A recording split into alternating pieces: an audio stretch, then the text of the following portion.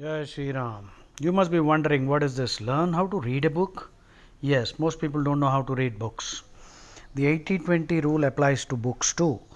The 80-20 rule simply means 80% of anything has only 20% value, or maybe 80% of anything has no value. This rule applies universally.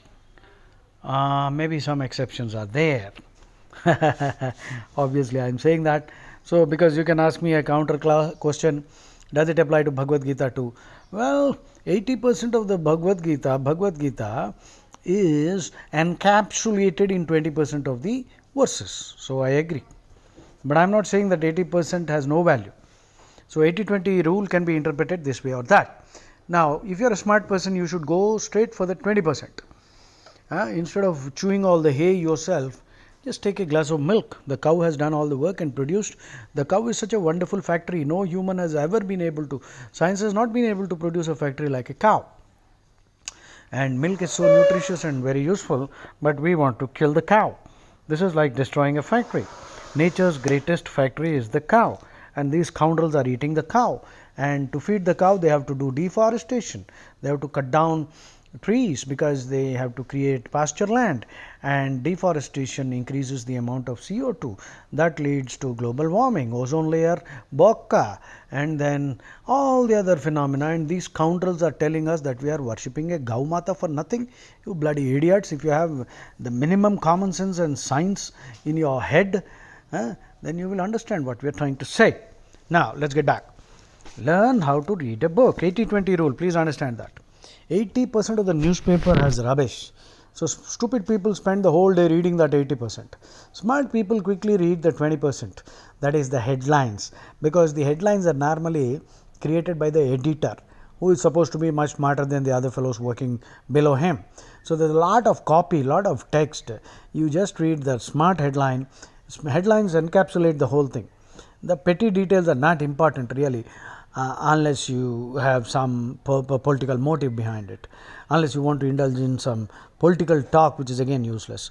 So, now in this age, when you are getting all the news in the TV in the form of snippets, excerpts, that's sufficient. Why do you want to waste reading newspapers?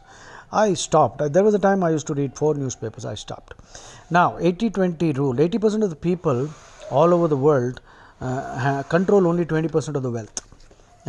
And 20% of the people all over the world control 80% of the wealth. It has always been like that. And even if you take all the wealth away from these 20% and redistribute to all the 80%, in no time it will go back to the 20%, and the 80% will be wasting their time as usual, because they don't know how to invest their time. They don't invest their time. They waste their time, and that's why they become poor. Now, this 80-20 rule applies to virtually everything in life. Look at the 24 hours that you have every day. 80% of it is wasted on useless activities which are not going to make any useful contribution toward your self-actualization. Self-actualization means achieving all that you can achieve. You know, all of us are born with tremendous talents, but latent talents are there. Our aptitudes, we don't even know them. So we don't grow, we don't become wealthy, we don't become rich. In every sense of the word, rich does not simply mean having a lot of money. So here 80-20 rule applies to every book also. In fact, 90-10 rule perhaps. Because most of the books contain information we already know. And so if you're a smart reader, you must do certain things. 1.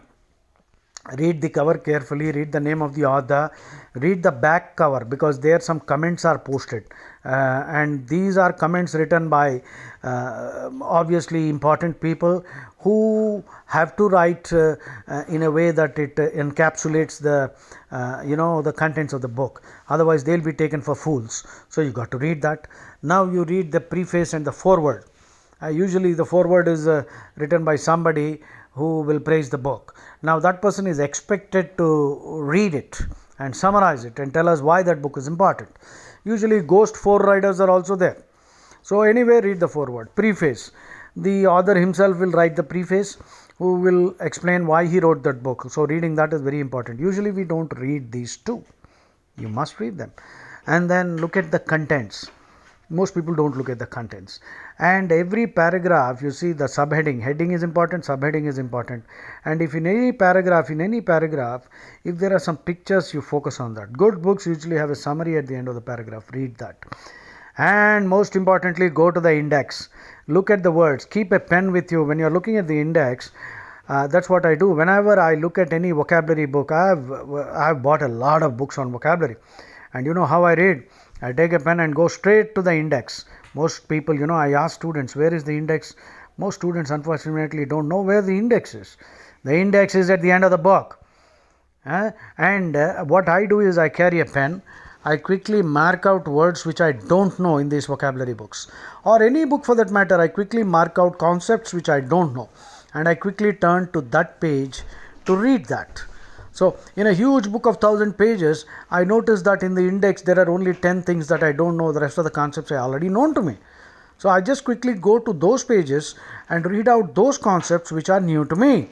And I can calmly say that I finished reading the book, because most of the information in the book is already known to me. Why should I waste my time reading slowly? So, I have given you just a summary on how to read a book. So, this is how you have to read a book. And the more you read, the more faster you can read. And because there is a story from the Katha Sarita Sagara. In the Katha Sarita Sagara, which is an ancient book of stories, and these kind of stories are there in the Mahabharata also. There was a king who wanted to test who should be made the king after him, and he had 3 sons. So he gave these 3 sons 3 bags of gold coins, and he went on a pilgrimage, and he said he'll come back after 1 year. So he had a naval prime minister who was ruling, and this was an important test. And these 3 princes, they all got 1 bag of gold coins each, huge bag. And the only order the king gave was, I will come back after 1 year. I am going on a long pilgrimage all over the country, and keep it safely and give it back to me. Safekeeping. So he went away. So after 1 year, when the king returned, the first son, that fellow, he returned the bag of coins. The king took it and said, thank you very much, you're a good son. And so he sent the son away, and he said, we'll talk to you, we'll discuss what to do with you later. And then he was given a post anyway. The second son came back. He also came back with that bag of gold coins, and the king said, fine, wonderful. He also did some, he kept it very safely. So the king appreciated that fellow's efforts, said, mera acha beta hai, very good. And the third son came. He came with 4 bags. The king asked, I gave you only 1 bag, how come you're bringing 4 huge bags?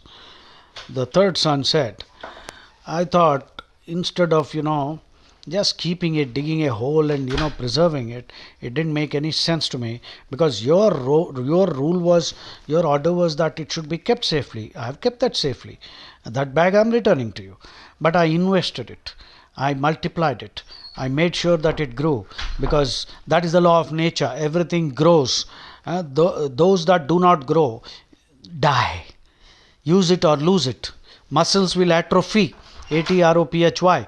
Atrophy means wasting disease, like TB and AIDS. Consumption it is called. If you don't use something, you will lose it. If you don't use your brain will atrophy. Muscles, if you don't use them, they will atrophy.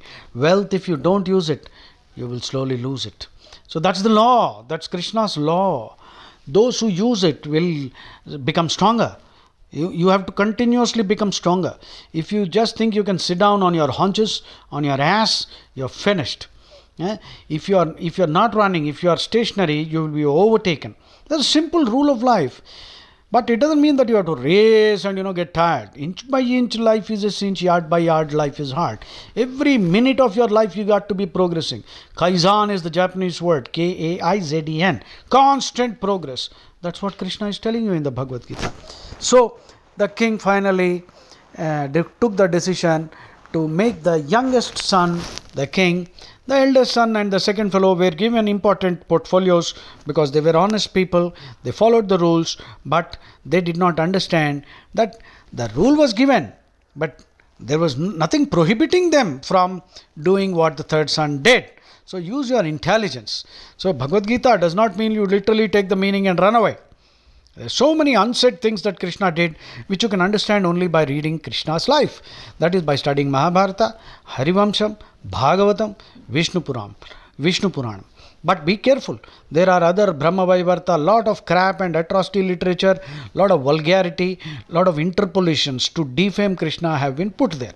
So if you know the original Krishna by reading even within Mahabharata and Bhagavatam also lot of interpolations are there, not too many, but so you got to be careful. So Bhagavad Gita clearly gives you a picture of what Krishna is. So try to understand Krishna. And of course, this story has been stolen by the Christians. Jesus Christ actually narrates a parable. The father and 3 sons and bag of gold coins and something like that. On the same lines, these Christians have stolen all the ideas from us, and then ulta chor kotwal ko date. And now there are many Christians who says Bhagavad Gita is based on New Testament. Oh. Anyway, I don't want to enter into this discussion. This discussion we can have later. Okay. Jai Shri Ram.